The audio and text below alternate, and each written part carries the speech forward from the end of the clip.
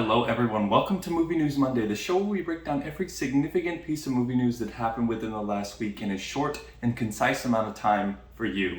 I'm your host, Dylan Strickland. Don't forget to like and subscribe, and let's get started.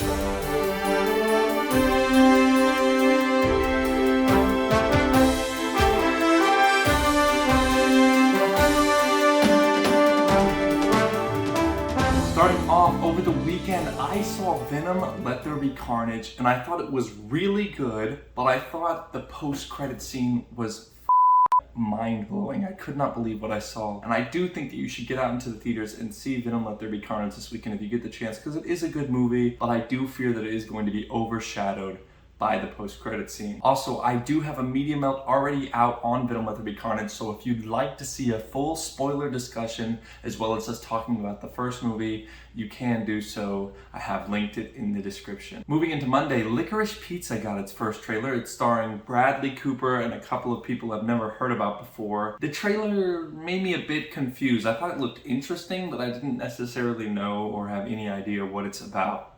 It comes out on November 26, 2021, and I am looking forward to seeing it, but I also have no idea what I'm looking forward to seeing. I just basically want to see Bradley Cooper. Also on Monday, in Russia, Marvel Studios' Eternals has received a rating of 18 and up, or the equivalent of R in America. Does this really mean anything?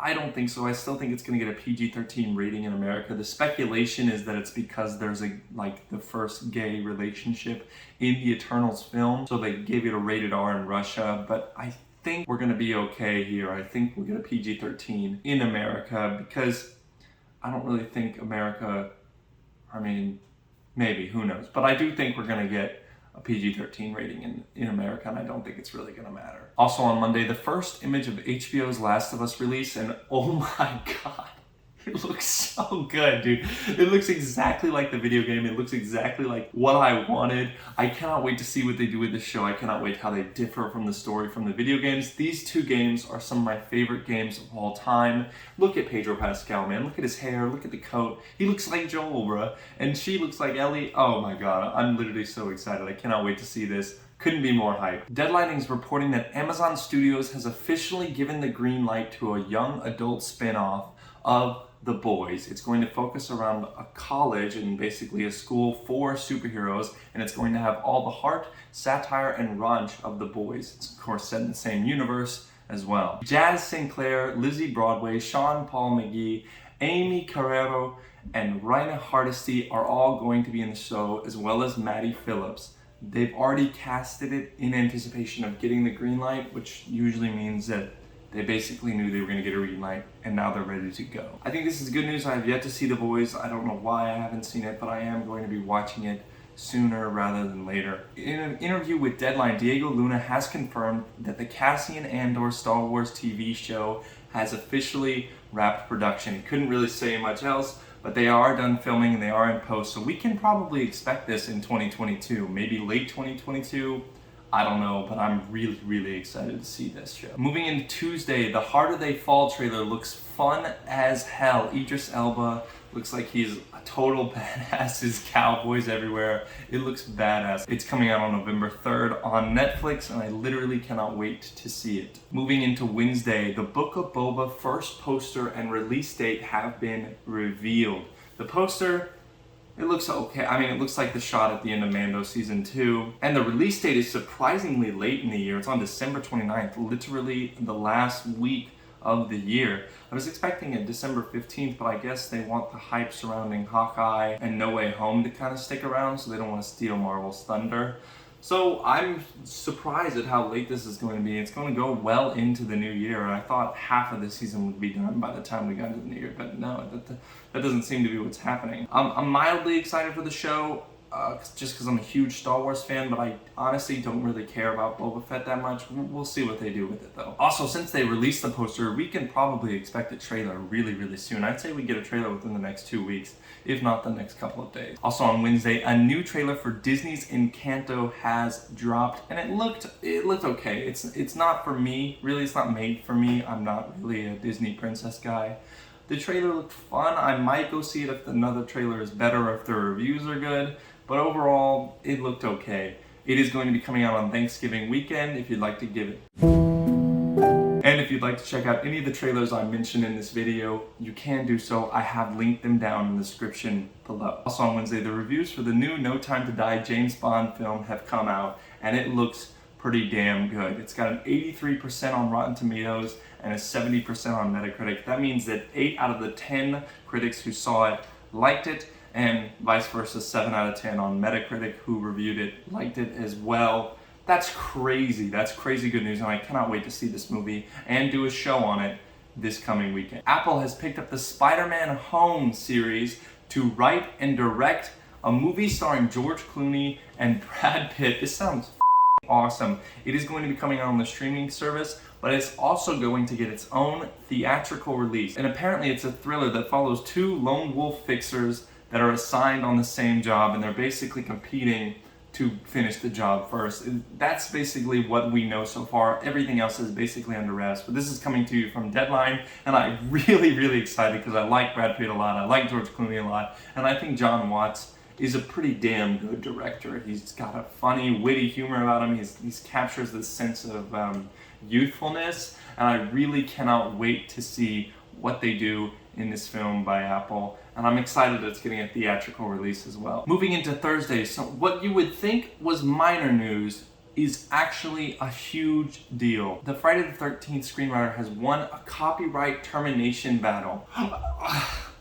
Yikes. Okay, now let me explain why this is a big deal. This is super bad news for Marvel and Disney. As if you'll remember last week, I reported that Marvel is suing the estate of Steve Ditko and Stan Lee in an effort to slow down a similar copyright termination case. The same lawyer who did the case for the Friday the 13th is the lawyer that Steve Ditko and Stan Lee have. This is not a good sign for Marvel and Disney. Because Friday the 13th has won this termination case file, it may be even more likely now that Marvel and Disney will lose those characters, or at least lose half of those characters, like I said in last week's video. The only difference between the cases is the fact that the Friday the 13th screenwriter made that script at the time when the copyright termination notice thing existed. So basically in the threshold from the time it was made until now, he made that when that deal was signed. But the difference is that Marvel and Disney bought Marvel essentially before that. So the termination case file didn't exist when Marvel was originally acquired from Ditko and Lee. That's the one silver lining of hope, but it doesn't look good when a similar, almost exactly the same case goes in the way of the Ditko and Lee estates, or in the estate of the writer of the original Friday the 13th movie. He now owns those movies' rights, I think domestically, but they still own them internationally, so then I have to split it, and it's looking like if it goes a similar way, Marvel will have to do the same. There is a bunch of lawyer mumbo jumbo to this that I am just not qualified to understand, so if you'd like to look it up for yourself, I've linked it down below in the description. That is, of course, coming to us from The Hollywood Reporter. Not good news. Not good news. We might... Once you buy something, it's yours, right? That's what I'm kind of confused about. I don't know, whatever. Let's move on to the next. And finally, on Thursday, Scarlett Johansson has won her court case against Disney, or at least they've reached a settlement that definitely would benefit her. They didn't release any details of the settlement, but we can guess that she probably got a big fat check of at least $40 million. And good for her, she deserves it. Disney definitely did some underhand shit here, and I rarely ever say that because I am a Disney shill, but I'm glad that she got that bag, because she really deserves it, and her contributions to the MCU will likely be remembered forever. So, good on her, glad she got her money back, she deserves it. Now with all the movie news out of the way, I'm gonna pass it to a new guest to do our box office breakdown. Tanner left because he hates me, apparently. But this guest doesn't hate me, at least not yet. So, to you, Kirby Teleski, for our box office breakdown. All right, hey folks. Good evening, ladies and gents, if I may. This is the box office ratings of the totals of the opening weekends of some movies and not so much opening weekends of others. But here we go. We're just gonna jump right into it. We're gonna start off at number 5 with Dear Evan Hansen. Great musical. Nah, I'm not looking forward to the movie myself. My personal opinion, I don't think the main actor in the musical should have been the main actor in this movie. Anyways, but for gross of this weekend, we had $2,450,000 with a total gross of $11,799,160. That's a lot bigger than I thought, to be honest. But moving into number 4, which I am very looking forward to watching this, but I myself have not seen the TV show that this was based off of and want to watch it first before I watch this movie. It is The Many Saints of Newark. Heard it's a great cast, great film, good prequel to The Sopranos, with a gross of this weekend of $5 million. Well, oh, sorry, this is its opening weekend. So yeah, for $5 million on opening weekend, not bad for a prequel to a TV show. I will say, if y'all can see this one in theaters, go see it in theaters and not on HBO Max. My opinion, movies are meant to be in theaters. Anyways, coming in at number 3 is Shang-Chi and the Legends of the Ten Rings. A total gross of this weekend at $6,037,000 with a total gross of $206,108,802. That's decently good Marvel movie rates. And now coming in at number 2, I'm not looking forward to this one. I'm probably not going to go see it. Is The Addams Family 2, with a opening weekend of $18,007,000. I got nothing else to say about that one. All right, and moving into the number 1 spot of this weekend is Venom Let There Be Carnage, with a total gross of opening weekend at $90,100,000. That is great for an opening weekend. Not best, not nowhere near the worst, but decent for an opening weekend, especially with that end credit scene, folks. If you haven't seen it, you'll probably know what I'm talking about in about 2 weeks. But yeah, so that's your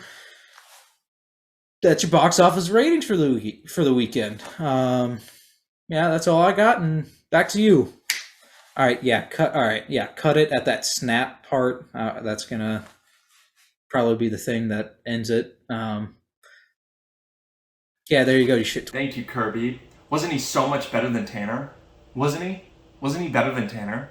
I would agree. I think he's better than Tanner, for sure. Like, it's coming from a place of hurt, you know? And that is going to do it for Movie News Monday. If you enjoyed this, please leave a like and subscribe. It really, really helps me out. We will be back next week for another installment. And don't forget to check out that media melt on Venom Let There Be Carnage.